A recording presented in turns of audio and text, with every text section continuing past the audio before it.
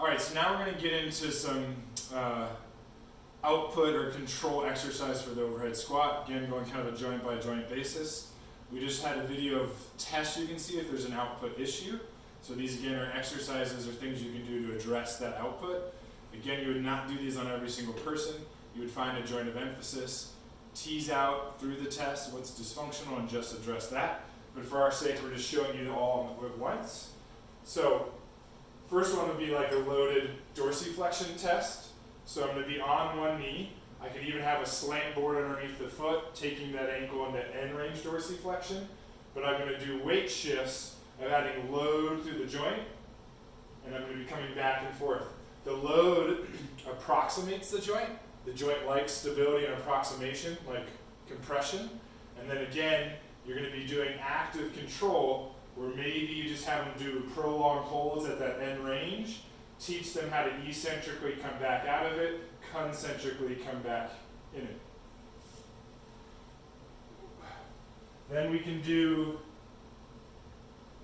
what is called the hip flexion series of 5. And this is, all of them are 5 reps, but it's this combination of neuromuscular control and mobility, thus improving output. So I'm going to wind up that hip into end range flexion without abducting, without pinching. My first thing I'm going to do is contract or relax. I'm going to actively extend my hip, but my arms are going to stop me. I'm going to do 5 reps of 5-second holds. Each time I relax, I take up the slack. I try to lower, take up the slack. So now I've stretched out the back. Then I'm going to do a prolonged hold into the new range of motion that I just gained. 5-second holds. Then I'm going to do active elongation, where I'm again doing those kicks again. And then the last part is I'm going to do isometrics to eccentrics to concentrics. So I'm doing a hold, I'm slowly going out, and then I'm coming back in. So again, the sequence, contract, relax. I went out of sequence the first time, but then you're going to go to active elongation, so you're doing the stretchy stuff first. Then you're going to do your prolonged hold, and then you're going to do your combination isotonics, working on all 3 different kind of contractions, training that new range of motion that you just stretched out. Hold on one sec. Then we're going to work on the eccentric isometric goblet squat. But the idea here is, let's say you have a hip flexion loss of output, a knee flexion loss of output. Sometimes just the motion itself is a great way to get strength going. And you're doing that slow down, and then a hold at the bottom, and then come back up. So 1, 2, 3, 4, hold. 1, 2, 3, 4, come back up. And yes, you're just doing strengthening of the pattern. You'd be amazed how much that will loosen and stabilize the knee joint.